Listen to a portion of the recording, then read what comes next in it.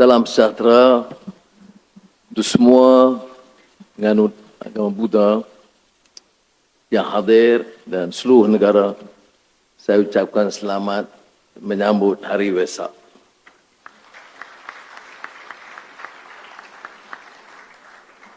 Saudara Anthony Loke Suhop, Menteri Pengangkutan, Wan Anayu, Menteri Jabatan Perdana Menteri,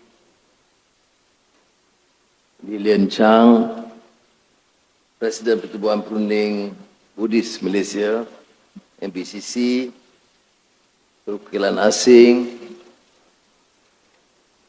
para pemimpin agama yang saya muliakan. Saya mulakan dengan menyatakan penghargaan dan terima kasih kepada Majlis Perundingan Buddhis Malaysia kerana beri kesempatan kepada saya, walaupun diperingatkan berulang kali oleh Saudara Anthony Loke pentingnya hadir, dan saya terpaksa percepatkan satu acara tadi di Gombak untuk datang ke sini untuk menghormati bukan sahaja persidangan ini, tapi masyarakat Buddha seluruh negara menghormati amalan agama mereka dan sambutan Hari Wesak hari ini.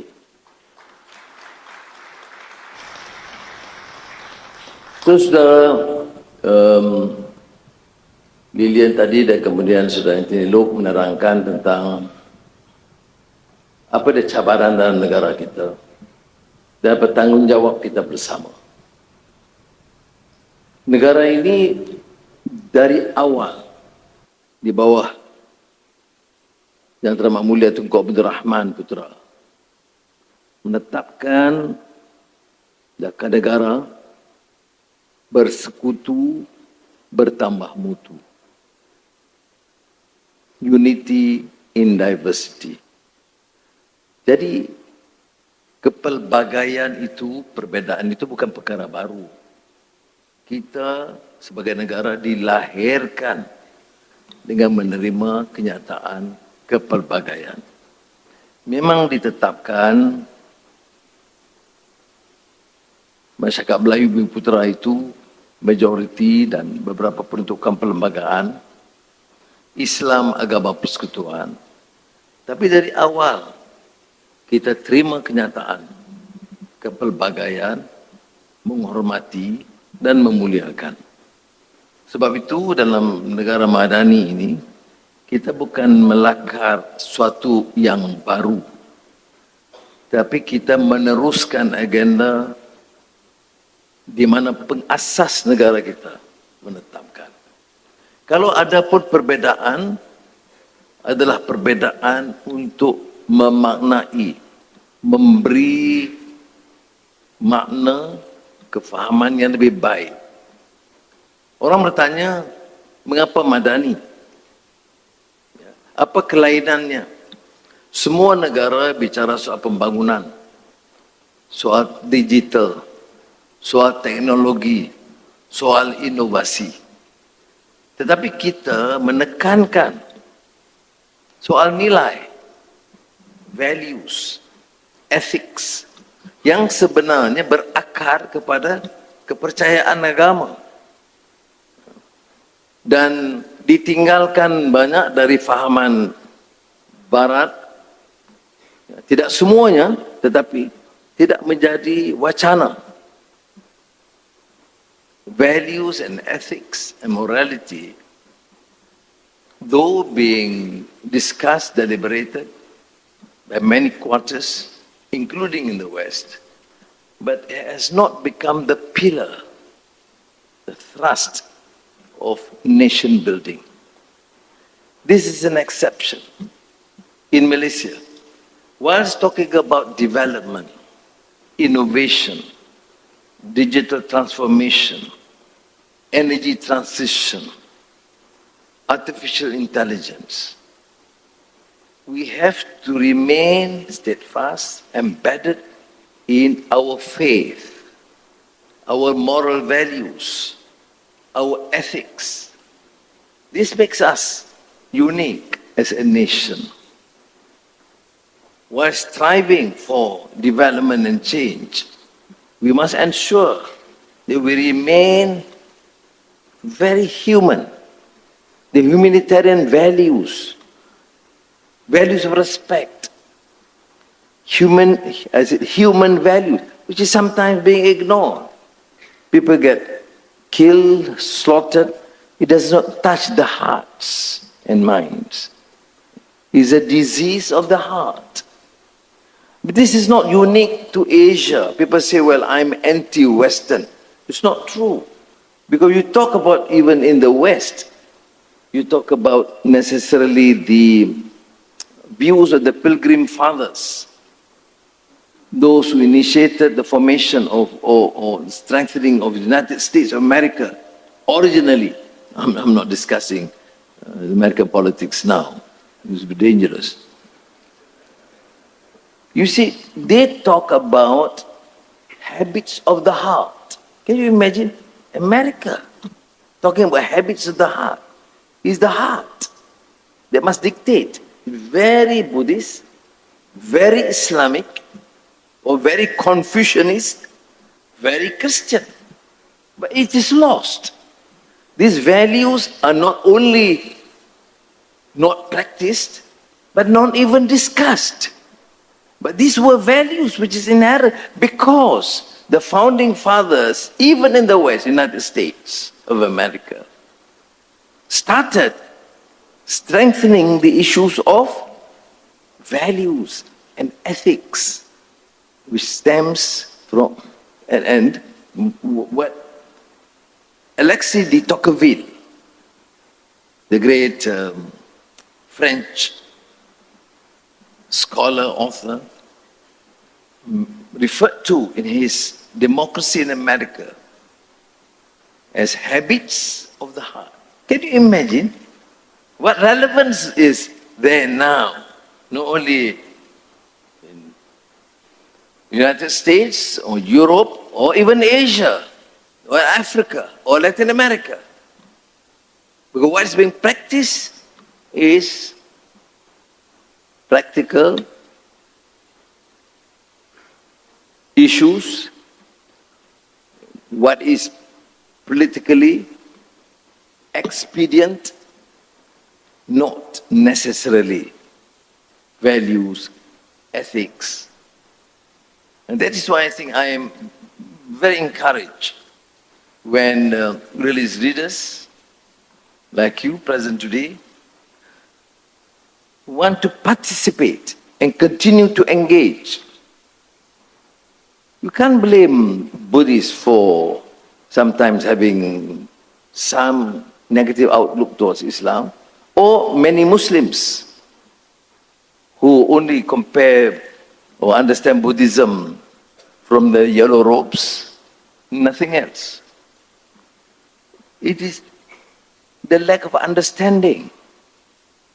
You know, in this debate, contentious, rancorous exchanges that's happening today, people argue, condemn one another here in the social media, in the political arena. Luckily, Buddhist monks are not politicians. Because it's completely outside this ethical framework.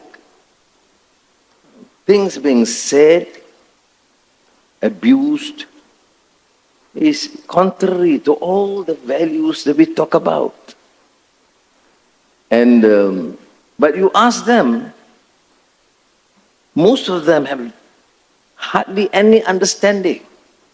It's just fanning racial sentiments, religious sentiments. It's just hatred. Now religion, I am a Muslim. I'm trying to be a good practicing Muslim. But I fail to understand, where in my religion do you preach hatred and enmity? I thought the whole thing like, Assalamu alaikum, peace be upon you. The first verse in the Quran, Alhamdulillah, praise be to Allah, Rabbil Alamin, Ar-Rahman. You know, it's all about compassion, mercy, peace. But you see, well, that's what you read. That's not what you preach. You see, there is this problem, therefore, between the exhortations and practice. And this is our challenge. My challenge, your challenge, to inculcate this sort of an understanding for our own survival in this country and for humankind. Look at this exchange now. We had recently, I think Venerable was there, last year when we had this interreligious conference. You remember? I then said, look, why can't we, political leaders, sit down for a while, a few hours, close our eyes and listen to the wisdom of our religious leaders for a change. Yeah. Had the humility to acknowledge that there are flaws in our society. Yeah. From endemic corruption, abuse of power, racial discord, religious bigotry, enmity, which runs contrary to what our religions preach. Dan itulah sebabnya mengapa saya merasakan ya, perlu kita hebahkan dan sungguh-sungguh.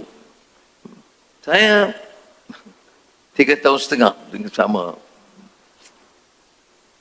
Anthony Loh, Hana Yus dan kawan-kawan dalam Jemaah Menteri. Kita cuba sebaik mungkin.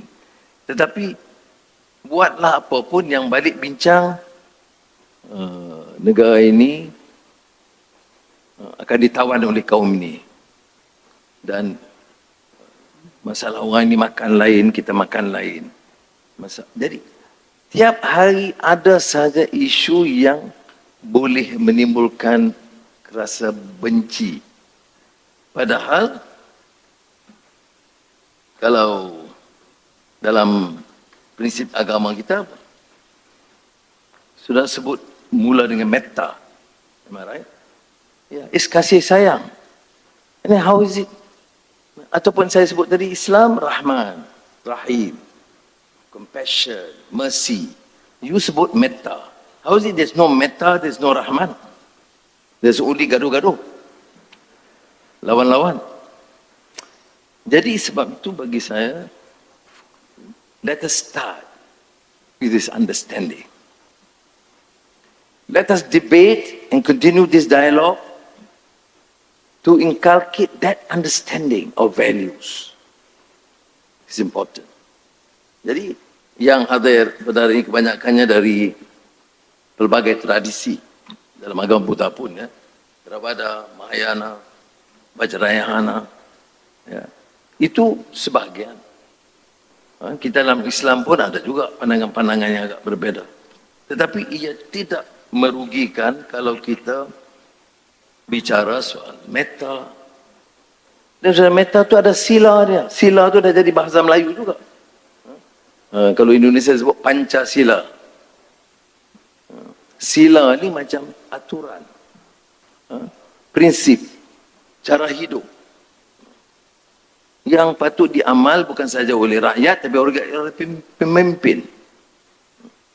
Maknanya, dan tadi sepertinya juga metta dan sila dan karuna dan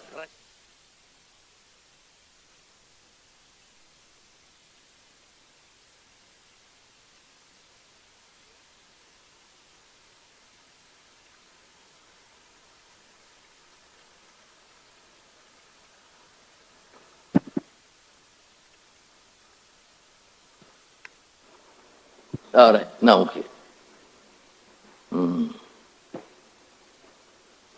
Bila saya sebut prajna, dia suruh hilang.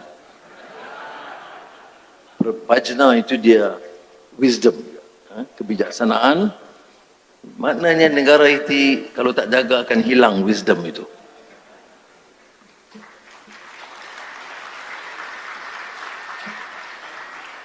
Jadi mana dia? karuna kita? Mana sila kita?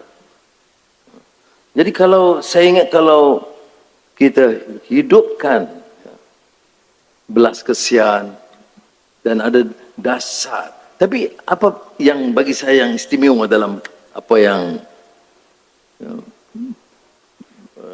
venerable teachers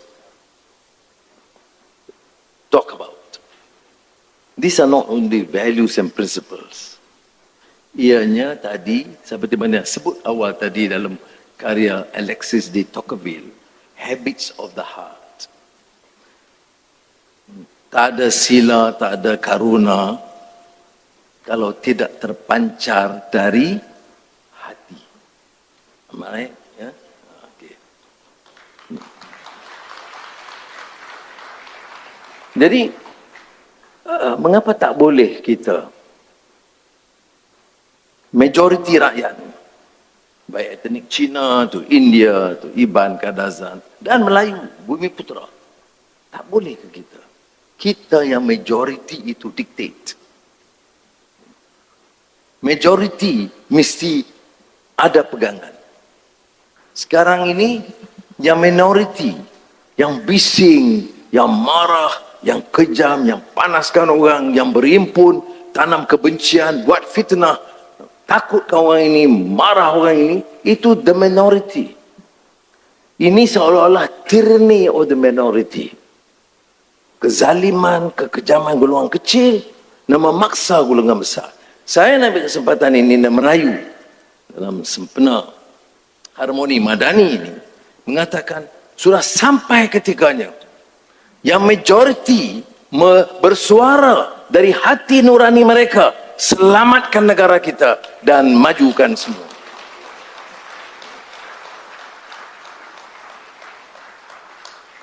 Saya membesar seperti mana juga kawan-kawan sudah besar kenal rakan-rakan Muslim. Saya membesar kenal beberapa rakan-rakan Buddhis. Dan saya lihat dari segi kemanusiaannya, ada yang baik hati nuraninya, yang bekerja dengan tekun, yang punya kecintaan kepada negara, yang sanggup berkorban, yang sanggup susah payah, yang mengulurkan bantuan dan derma.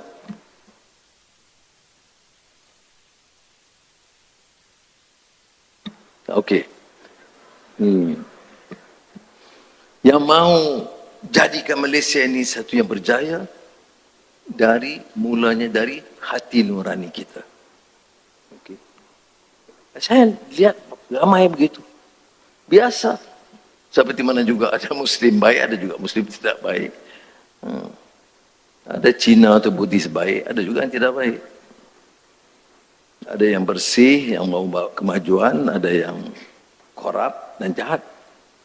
Tetapi kita beri ruang, seperti mana sudah didik mereka, beri kebijaksanaan kepada mereka. Tanam apa yang disebut keperluan untuk membawa semangat perubahan dalam diri mereka dan masyarakat mereka. Kalau tidak, sudah buatlah apapun. Semalam kebetulan di Securities Commission, Suruhanjaya Security, kita ada majlis bulanan. Saya panggil, saya gelar Forum Ilmuwan Madani. Madani Intellectual Discourse. Professors, top corporate giants, political leaders masuk bincang. Tajuk semalam Capital Market. Bagaimana nak menjana pertumbuhan ekonomi dan pasaran saham lebih segar, pelaburan meningkat. Yang juga penting, bila ada, kita boleh bantu rakyat. Tapi dalam simpang siur perbincangan itu, bangkit soalan tentang bagaimana Bumi Putra tidak diberi layanan yang baik, bagaimana Bumi Putra kekal miskin, tidak dipedulikan. Saya fikir pun aneh juga. Saya juga anak Bumiputera. Saya pun sokong program untuk bantu Bumiputera. Tapi tak bolehkah? Tak bolehkah kita dalam negara ini? Sementara kita nak bantu anak Melayu, anak Bumiputera ini. Kita juga fikir semua anak kita yang susah, yang miskin, yang memerlukan bantuan itu kita bantu bersama sebagai satu keluarga besar Malaysia.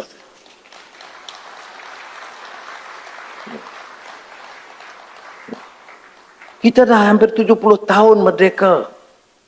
Kita dah berikan sebaiknya dan tak boleh kalau orang Melayu atau Bumiputera kata kita dah pinggirkan mereka. Tak betul. Tapi kita juga kena terima kelemahan-kelemahan. Berapa puluh bilion ringgit saham yang dilesakkan. Berapa banyak berasuah oleh pemimpin-pemimpin. Bukan saja Melayu, tentu ada Cina, India, ada. Tetapi tak bolehkah kita betulkan begitu? Tak bolehkah kita guna ada semangat dari mengetuk pintu hati kita. Katakan enough. The majority says enough. Let us move dengan bijaksana, berperingkat, baiki supaya nasib rakyat kita, baik Melayu atau Cina atau India atau Sarawak, Sabah, kita bantu bersama.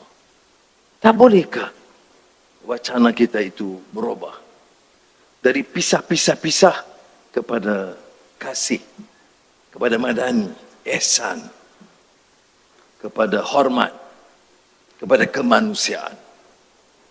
Sebab itu saya ucap terima kasih Profesor Osman Bakar pada di sini yang banyak membantu ke arah yang sedemikian, dan saya terharu sedikit kalau saya dengar ucapan saya tak selalu begini.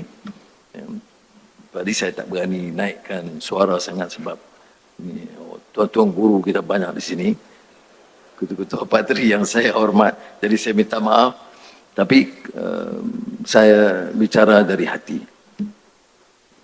It's time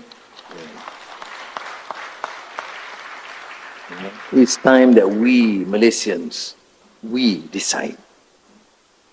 Enough of this politics of hate and discord. I mean, I'm there. I don't think I'm in a position like, look, we can't avoid that. We're in the midst of all this. You see, we try and work hard. We're working hard. We try to improve the welfare of our people. As I said last night, every Monday we have the pre-council to understand economic challenges, particularly now after the Gulf War. On Tuesday, we have the National Economic Action Council meeting. On Wednesday, we have the Cabinet. And the Cabinet does not meet just 1 or 2 hours, minimum of 3 hours, to discuss and deliberate issues. So we're not sitting down idly. All the ministers are busy during weekends. Monday, Tuesday, Wednesday, they're stuck to work, just to think and act to try and help build this country. And I'm proud to say, Shukr, Alhamdulillah, that we still work as a team, but we need this understanding. Once we work and focus on the economy, employment, new investments, new technology, improve the quality of education, providing this to everybody, what we hear is just hate, division against this race, against that race, and picking up issues that will weaken our resolve. Brothers and sisters, Malaysia is a great country. Malaysia has proven, despite the fact that it is multiracial, multireligious, from 57, then 63 together in Malaysia, 69 the race riot. many countries, many political observers have given up hope on Malaysia. Impossible for a multiracial, multireligious country can survive, manage. But I say thank to Malaysians, thank to our earlier leaders, because of their resolve, their commitment, and the prayers of many, and many of you who continue to pray, to show devotion. Thank you very much.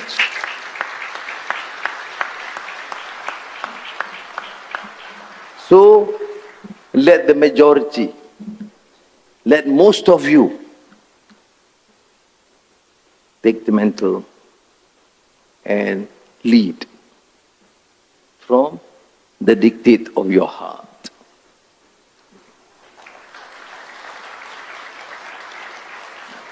Bagi pihak kerajaan, tentunya cadangan Saudara Lok sebentar tadi, acara seperti ini saya tidak ada masalah. Kalau dah berjaya, kita akan tentukan bahawa Malaysia akan berikan terus penghormatan dan sokongan bagi menjayakan Hari Wesak untuk tahun-tahun berikutnya. Jadi sekali lagi saya ucap terima kasih. Selamat Hari Wesak.